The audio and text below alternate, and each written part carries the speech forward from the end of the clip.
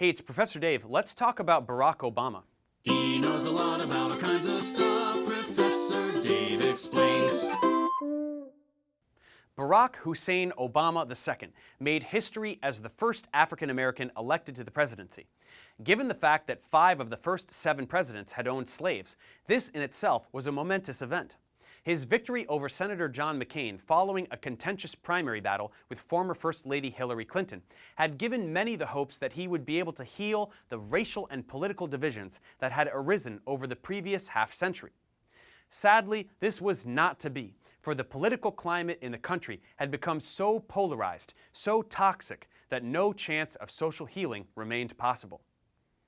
Born to a white mother from Kansas and a black father from Kenya, young Obama grew up in Hawaii as well as Indonesia, where his mother had gone to study after her divorce from Obama's father. She remarried an Indonesian man, whom she later divorced, and Obama returned to Hawaii to live with his maternal grandparents. He attended Harvard Law School, became the first African American president of the Law Review, and then moved to Chicago, where he became a community organizer, eventually entering politics as a state legislator. Obama burst onto the national scene with a stirring speech at the 2004 Democratic Convention that stressed the unity of the American people. When 2008 came around, he ran successful primary and presidential campaigns and was elected president during the worst financial crisis since the Great Depression. His handling of the Great Recession was astute, if perhaps too cautious, and built upon the Bush bailout. Buoyed by the Democratic majorities in the House and Senate, he was able to pass such legislation as the Recovery Act, which was designed to rebuild the nation's crumbling infrastructure and put Americans back to work. His signature accomplishment was the Affordable Care Act, also known as Obamacare. While not the single-payer healthcare system of Canada or other industrialized nations, it was a substantial achievement that no other president has been able to accomplish in nearly a century of effort. Unfortunately for Obama, on Obama's inauguration day, top GOP congressional leaders assembled and decided to oppose every piece of Obama's legislation and make him a one-term president. This obstructionism became a nihilistic war against Obama, who was attacked as being an inauthentic American, a Muslim, and other spurious charges. Despite his achievements, such as saving the Detroit auto industry, negotiating a successful breakthrough with Iran regarding their nuclear program, advancing the cause of gay rights in America, and his attempts at controlling the disastrous effects of climate change, Obama was unable to become the transformational president America needed.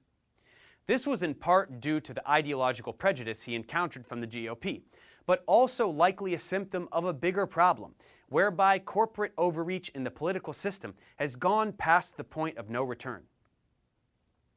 Nevertheless, the scorched earth policy of the GOP produced a paralysis. It was a remarkably successful tactic that the GOP had perfected, whereby Democrats were blocked from enacting change and then criticized for being unable to make any changes. Soon, a dissatisfaction with Obama's centrist policies took place among the left, as his attempts at finding common ground with the GOP failed, and he was criticized for not doing more to prevent another financial crisis by reinstating Glass-Steagall. He responded by saying that the dodd-frank Act was enough, which did not persuade many. Though he kept his campaign promise to disengage from Iraq, he continued the controversial American presence in Afghanistan, trying to rebuild the battered nation after 30 years of civil war and occupation by the fundamentalist Taliban, which continued to battle the remaining American forces. The left also heavily criticized him for his air war against a new Islamic threat, the Islamic State of Iraq and Syria, better known as ISIS, which had sprung up in Iraq after the American invasion. ISIS was comprised of remnants of the disbanded Ba'ath Party and Revolutionary Guards.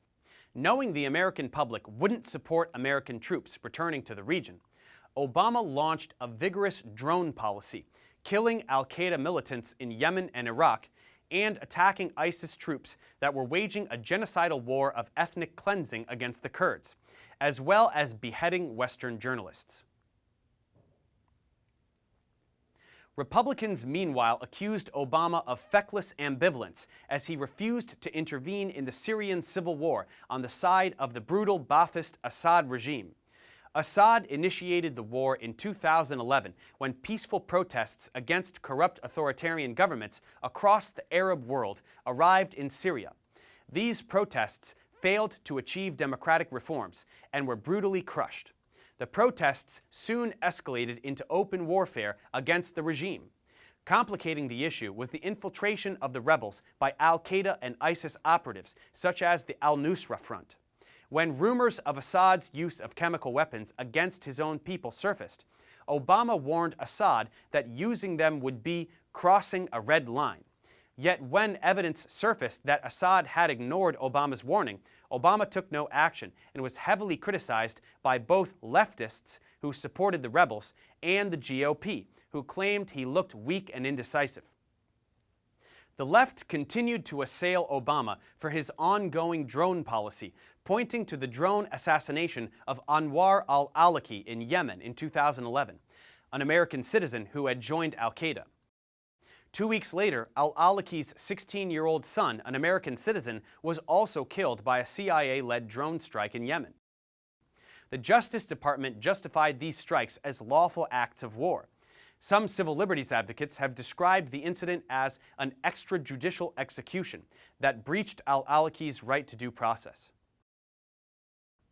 Despite his great gifts as an orator, Obama failed to communicate his accomplishments to the country, and he lacked certain political skills that might have prevented some disastrous losses in Congress.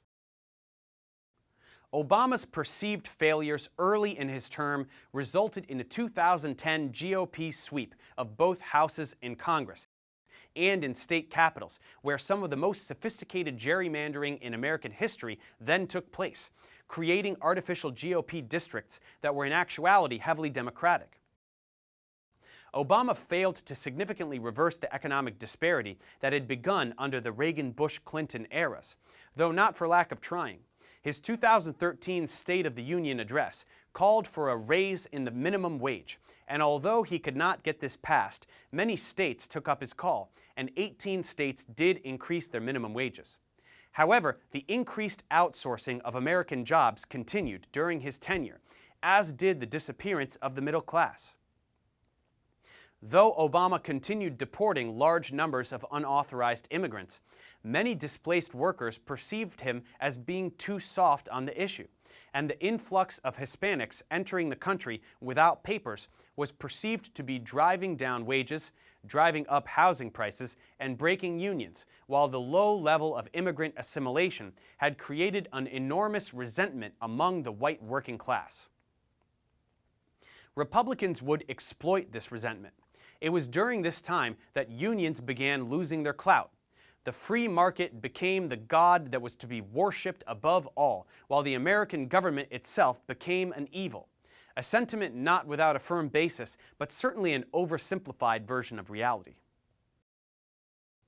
As this series has demonstrated, there has always been a tremendous gulf between the glorious ideals of the United States, self-government by enlightened patriots with the nation's best interests at heart and a commitment to the stirring words of the Declaration of Independence that all men are created equal, and the brutal realities of American history, racism, slavery, genocide, and imperialism. A history of economic warfare between the upper classes and the working people. But as the Founding Fathers knew, the price of freedom is eternal vigilance, and those liberties they fought for must never be taken for granted. The corruption in America's political, social, and economic spheres has taken a deep hold in virtually every fabric of American life and will be extremely difficult to root out. This has led to the disillusion in the political system that is so often expressed, and a growing sense that disunion may be the only alternative, that self-destructive act that has haunted presidents ever since Washington. We live in historic times, and whether America can survive these challenges remains to be seen. But perhaps we can find our answers in the study of history, for what's past is prologue. As the old proverb says, as long as there is life, there is hope.